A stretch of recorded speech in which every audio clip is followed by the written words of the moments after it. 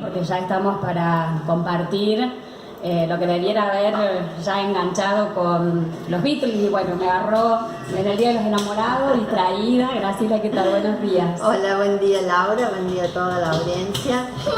Sí, así es, ¿no? Ya todo el mundo pensando un poquito en cómo lo va a festejar, ¿no? Exactamente, sí, esto de compartir también, ¿no? San Valentín. Hablamos en este viernes de, bueno, algunas noticias que también ya conocemos con respecto a economía, con respecto a política. No nos hemos visto después del viaje, el primer viaje oficial del presidente, así que vamos a tratar de unificar un poco, ¿no?, los temas. Sí, en realidad yo creo que van de la mano porque lo que hasta ahora en estos 60 días de gobierno venimos viendo es más que nada una preocupación por la deuda. Creo que todas las actividades, las medidas que se vienen adoptando tienen que ver con, ver qué pasa con la deuda. Lo decíamos acá, ¿no? Que las medidas en el campo de lo económico, los cambios que quizás veníamos esperando no los vemos, son medidas un poco tibias, si se quieren, en función de todo lo que se había prometido y de lo que se esperaba. Porque como también veníamos viendo, bueno, hasta que no se encamine el tema de la deuda, no se van a adoptar grandes medidas.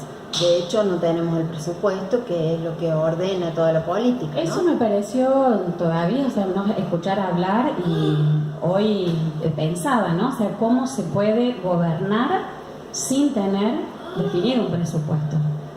Bueno, justamente por eso, es como que se deja todo en stand-by, se va viendo el día a día, calculo yo, y todavía no hay un plan definido. No hay una proyección, no hay una previsión. No, son medidas que van solucionando y por eso te digo un tanto tibias, ¿no? ¿Podemos decir que salimos en la etapa de una política de emergencia?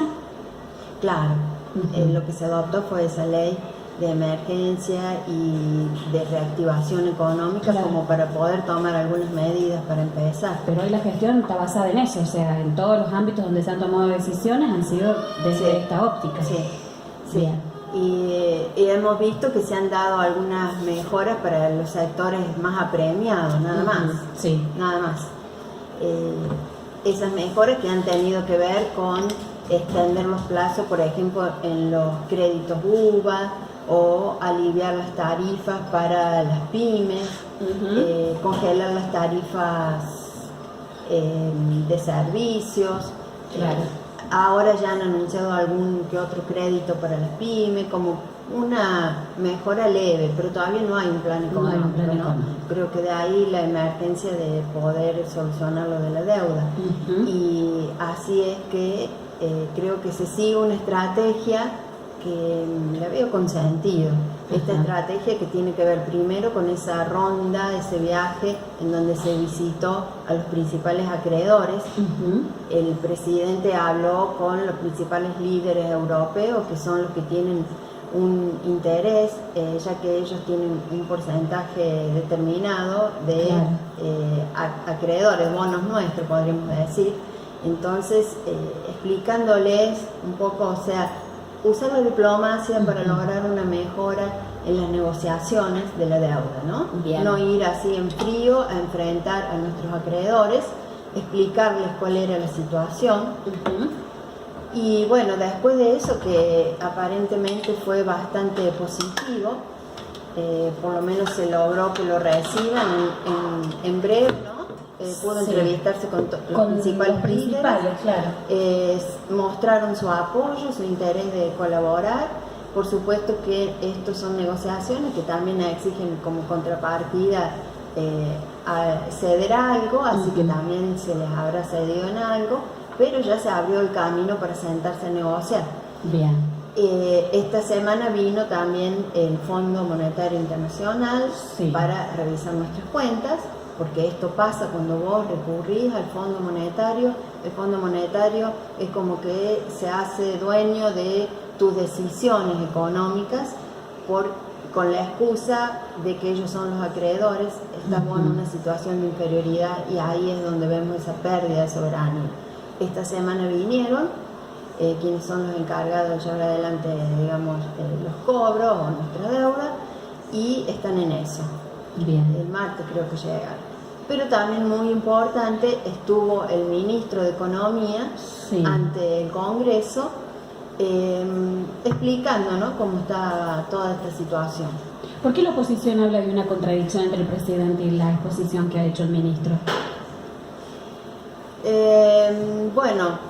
La oposición, si te referís principalmente a los de Juntos por el Cambio, ellos hacen hincapié en que se habla de que esta deuda, por un lado, la deuda según ellos no viene del gobierno de Macri, sino de la etapa anterior.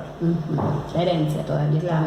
Es cierto que hay una parte, pero la deuda, lo cual ha dicho el ministro que es insostenible por la característica misma de la deuda, y esto lo contrajo Macri. Y por otro lado, ellos dicen también que hay una contradicción porque siempre se les reprochó esta pérdida de soberanía, y entonces ellos dicen cómo ahora ellos sí negocian con el fondo.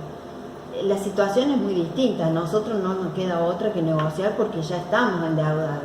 Pero quienes recurrieron al fondo fue el gobierno anterior. Perfecto. Así que, bueno, esto tiene que ver... es postura, netamente una postura, no tiene que ver con un análisis minucioso que sea, o un estudio que se contrapone, sino que una postura o una decisión política. Exactamente. Lo que, digamos, creo que lo que quiso transmitir el ministro en todo lo que yo escuché es que estamos en una economía de crisis, o sea, el marco de análisis de la sustentabilidad de la deuda que dicen, porque ninguna de las medidas que se toman son las mejores. Y cuando hablamos de las medidas mejores, tenemos que tener presente que como ministro de Economía, porque ahora sí tenemos ministro de Economía, lo que busca es armonizar primero todo lo que tiene que ver con la economía, el sector financiero, el monetario, el fiscal, el tipo de cambio, de que haya un equilibrio, una armonía, y después busca el crecimiento, y cuando busca el crecimiento es el crecimiento de todo el país, no de un sector. Eso es lo que tiene que hacer un ministro de Economía. Entonces cuando dice esto es adecuado, esto no es adecuado, hacemos esto, no hacemos lo otro, es porque lo hace desde el punto de vista del crecimiento del país, que es lo que te va a llevar al desarrollo del país. Por otro lado, hay otra posición que me parece que sería bueno también considerarla, que es la del sector de izquierda, que sostienen que no hay que pagar la deuda. Sí, algo escuché, pero mucho no pude interiorizarme. ¿Cómo hacemos en este caso? ¿Transformamos en que morosos? ¿Cómo somos considerados? Claro. ¿Nos declaramos insolventes? Exacto, ¿no?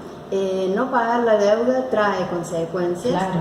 Y el ministro dijo, si no hiciésemos nada y dejamos que todo transcurra así, en forma automática, dejar que la deuda siga, nos va a llevar a un descalabro macroeconómico, financiero, que es hasta imprevisible, como fue imprevisible ese momento en que nos embargaron la fragata Libertad, ¿no es cierto? Además de que se te van a cerrar. ¿Cuándo pasó esto? ¿Te acordás más o menos de la fragata? Y fue ya en la última etapa del segundo periodo de la presidenta. Porque estaba tratando de hacer memoria, que, bueno, había un enfrentamiento con los fondos buitres, con el famoso juez Griesa, que no quería ceder nada, y bueno, el gobierno estaba firme en no pagar esa deuda como ellos lo exigían, sino... Esto no puede volver a pasar, tampoco no sería la salida, ¿no? Por eso la importancia de ese viaje, de manifestar la buena voluntad, el deseo de pagar, que no se confundan. Pero también era necesario aclararle que la Argentina no es el país de antes que pagaba tasas de 70, de 80%. Que el ministro dijo, una causa de este endeudamiento también tiene que ver con el demasiado optimismo que se tradujo a los mercados internacionales, en donde un país que venía creciendo, porque convengamos que tuvimos un ciclo de crecimiento hasta el 2015. Sí. Comenzaba a tener quizás sus aspectos negativos, pero tuvimos un ciclo expansivo de crecimiento de más de 10 años, en donde el mundo nos veía bien porque se ve bien un país que crece. Sí. Y cuando viene un gobierno y te convoca a que inviertas, a que deposites tu dinero o ofreces tasas tan altas, lo tomaron como muy buena señal. Y después, en poco tiempo, resulta que en pocos meses viene así de repente un colapso. Entonces creo que era necesario aclarar toda esta situación. Y sin duda que cuando aclaras esta situación tenés que reconocer que se equivocaron los gobiernos anteriores en esos 2 o 3 años que... Bien. Porque también se le está diciendo ahora al actual gobierno que cómo va a hablar mal afuera. Sí. Coincido con eso, no hay que hacerlo, no nos hace bien, pero hay que reconocer los errores y lo que se hizo mal. Claro. Sí, no sé si hablar mal, pero tampoco podés volver o seguir mintiendo sobre una situación que no la tenemos, que no es real. Exacto. O sea, decir la verdad, sí, tal vez es hablar mal, pero bueno, es la situación que afronta la Argentina. Para obtener la buena voluntad de ellos en la mesa de negociaciones, es necesario demostrar que es distinto ahora el gobierno, que se va en otro rumbo, que es distinta la situación. Y también en este sentido se remarcó que la situación de la Argentina no es el endeudamiento no fue por vías normales. Claro. Fue para hacer un análisis mundial, porque se habla de una deuda insostenible, pero porque desde el punto de vista histórico fue una deuda mal contraída. Bien. Y cuando te digo histórico, fue histórico en nuestra propia historia argentina. Nunca se contrajo una deuda tan grande en tan poco tiempo, sin saber para qué, que no se haya empleado en la actividad económica o productiva del país, con tan altos intereses y a devolver en tan corto plazo. O sea, todas las contras en la situación en que se endeudó el país. Eso es histórico.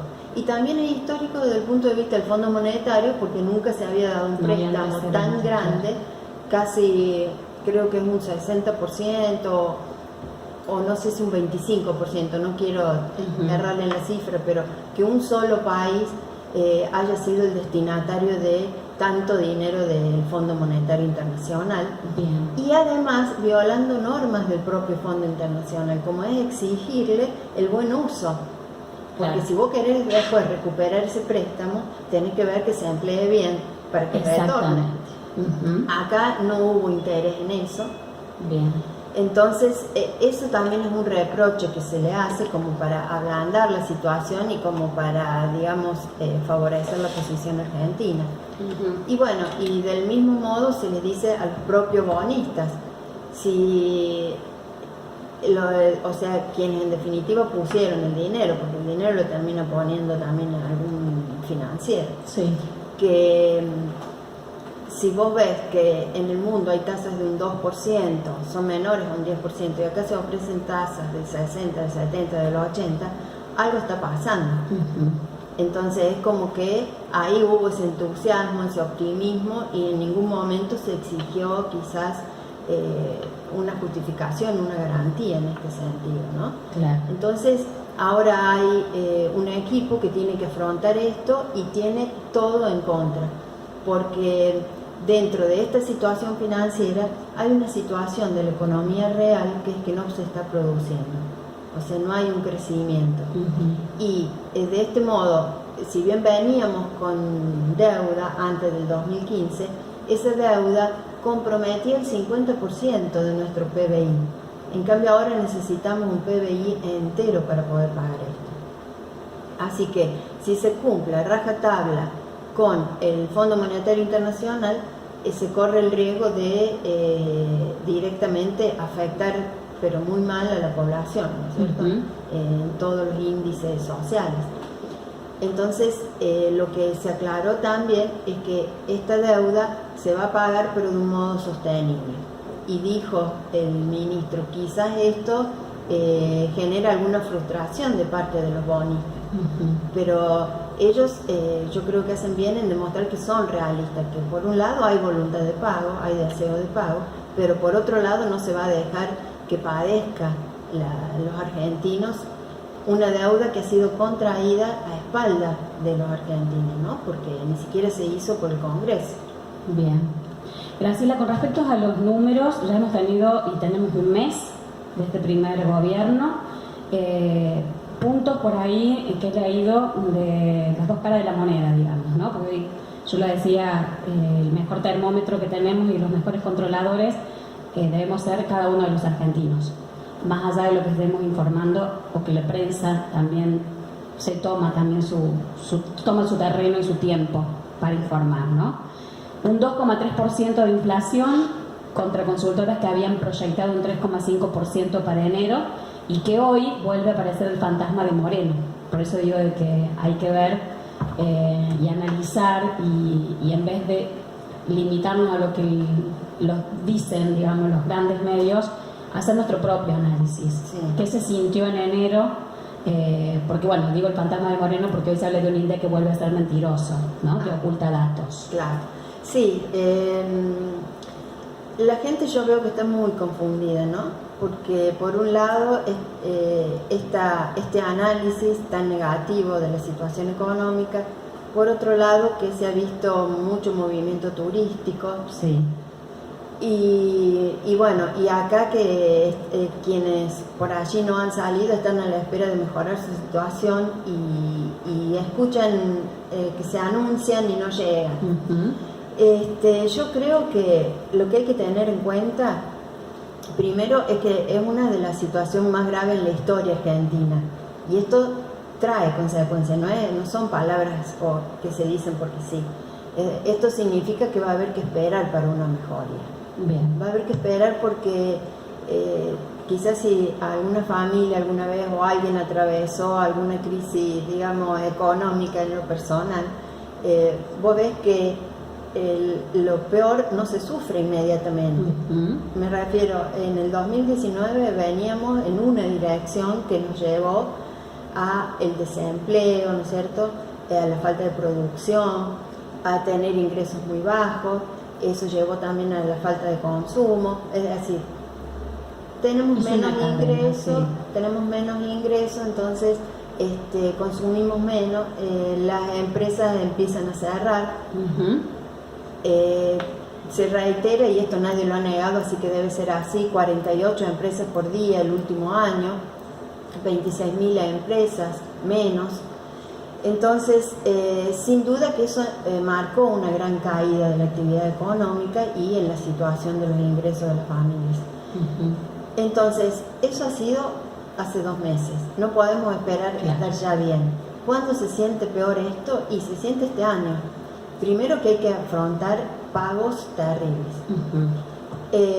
Segundo que les decía recién como referencia, si vos tuviste problemas económicos, a la semana siguiente que perdiste el empleo, tenías un poco de recursos que te quedaban o tenías la heladera llena. Sí. Hasta el mes pudiste a lo mejor arreglarte con lo que tenías. Sí. Al otro mes tuviste que empezar a pedir un poco de ayuda y ya el tercer mes era lo peor, lo que más sentías. Y bueno, y esto es así. Este año se van a empezar a afrontar pagos y en general no vamos a ver un crecimiento económico. Vamos a ver quizás que se van recuperando empresas, se van recuperando empleos, va a haber una perspectiva positiva, pero todavía no se va a sentir ese efecto, digamos, de crecimiento. Así que lo que sí tenemos que tener en cuenta es que vamos por buen camino. Acá siempre lo hemos venido diciendo, ¿no? Que cuando se busca de producir, cuando se dan créditos a las empresas, a las pymes, eso significa que va a haber una reactivación. Y en ese sentido se están haciendo cosas. Así que yo creo que hay que ser optimistas, pero hay que ser pacientes. Todavía es muy poco para decir si este gobierno está bien o está mal. Yo lo que digo es que la tendencia es hacia una mejoría por lo que se está haciendo. veremos si realmente le aciertan con todas las medidas. Fíjate que tenemos que recordar como ciudadanos qué pasó, qué grandes cambios se hicieron que nos llevaron a la inflación. Y esos grandes cambios fue que de un día para el otro se aumentaron a un 1000% las tarifas. Si vos aumentas la energía, entonces estás aumentando el costo de producción, estás aumentando el precio de los productos. Eso se aumentó, pero rápidamente. Vos vas al otro día y el supermercado ya tiene aumentado los productos. Si vos devaluas, con la gran devaluación que hubo en poco tiempo, también eso hace que incida en el costo de los productos. Si aumentas el combustible, o sea, son, digamos, las tarifas de los servicios, la devaluación, es decir, que aumenta el precio del dólar. Las tasas de interés altísimas, que el costo para afrontar, digamos, algún préstamo de quienes producen, quienes están en el mercado financiero, es altísimo.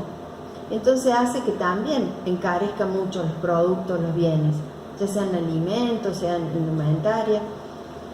Y esto fue un círculo que no paró, desde que llegó el gobierno de Macri hasta después que se fueron, dejaron aumentos previstos para después de su gobierno.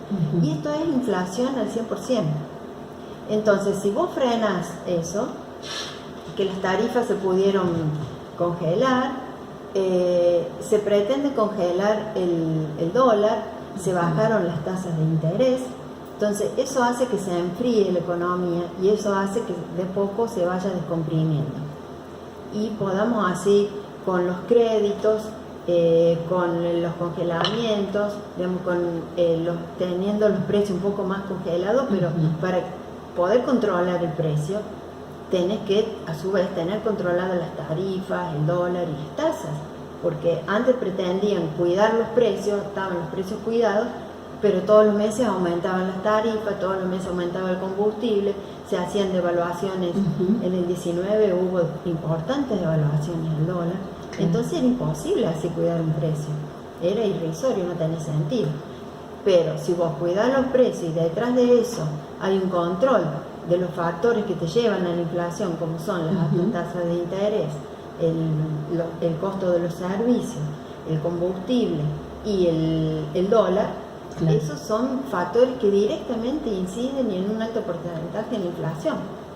Bien, Graciela, ¿y qué nos quedaría, digamos así como por ahí de lo que hemos escuchado, de estos puntos que hoy también reflejan las noticias con el riesgo país, que una vez más, o sea, con la medición del 2,3% de inflación, y se está hablando de que se volvió a disparar el riesgo país arriba de los 2.000 puntos? Sí, esto digamos es inestable hasta que se llegue a una negociación con el fondo, porque son los mismos acreedores los que ellos están haciendo también, digamos, lo que hacen su juego. Claro, seguro. Así que no hay que llevarlo mucho a la punta, hay que ver bien cómo se va negociando. Y lo bueno es que yo veo que hay un gobierno serio, hay un ministro que es serio y es responsable. Y eso es lo que está manifestando, ¿no? Hacia afuera, que hay seriedad, responsabilidad, que lo que se dice se va a hacer, no se va a decir algo que después no se puede cumplir. Entonces, yo en ese sentido estoy tranquila, creo que tenemos que estar tranquilos y esperar los resultados que a fin de este mes ya tiene que estar, ¿no? La forma de negociación. Lo que se pide es que haya primero un plazo de gracia. Sí, de 4 años por lo menos. Sí, pero ya se está hablando de 2 años. Bien. Se lo está bajando a 2 años como para poder crecer. Si no hay crecimiento, no hay posibilidad de pago. Entonces, primero el crecimiento. Después también una prórroga en los intereses y una quita en lo posible. Una quita de interés y, si fuera posible, una quita de capital. Entonces, en la medida en que estemos más o menos en buenos términos, podremos llevar adelante estas condiciones para la negociación, ¿no? ¿Y cómo lo ves? Si tuvieras la bola mágica, la bola de cristal.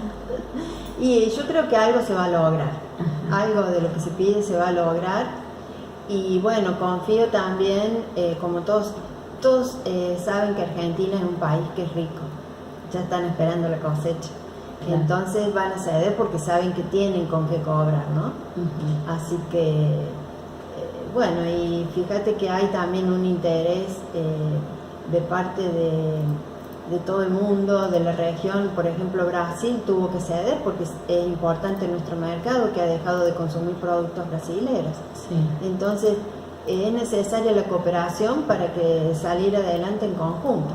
Lo que sí, no sé cómo va a afectar este término de esta cuestión de China, porque China a nosotros nos compra bastante soja, Estados Unidos compra bastante soja, y China ahora está paralizada. Con el tema del coronavirus, sí. Así que ayer o antes de ayer leí sobre un informe, no lo pude completar, digamos, profundizar, pero ya se hablaba así de los efectos colaterales que esto va a tener para muchos países, ¿no? Sí, porque China es un actor internacional importantísimo, que digamos los movimientos que hace él en el mercado internacional repercuten en los principales países. Argentina le vende mucha soja, muchos productos, carne. Siempre es un salvavidas. China lo tenemos ahí porque siempre necesita algunos de nuestros productos. Claro. Y bueno, eso nos podría estar jugando en contra, pero hasta tanto, digamos, eso no pase, hay que ver. Sobre eso tampoco tenemos injerencia, ni porque ahora es muy incierto, porque a lo mejor necesita más en vez de menos. Al no producir ellos necesita más, pero creo que si tienen su industria así paralizada mucho tiempo, hay cosas que no van a producir. Así que, bueno, esto es temprano para predecirlo, pero hay que tenerlo en cuenta. Bien, muchísimas gracias. Gracias a vos y gracias a los que nos siguen. Y bueno, que pasen un feliz día del amor y un lindo fin de semana.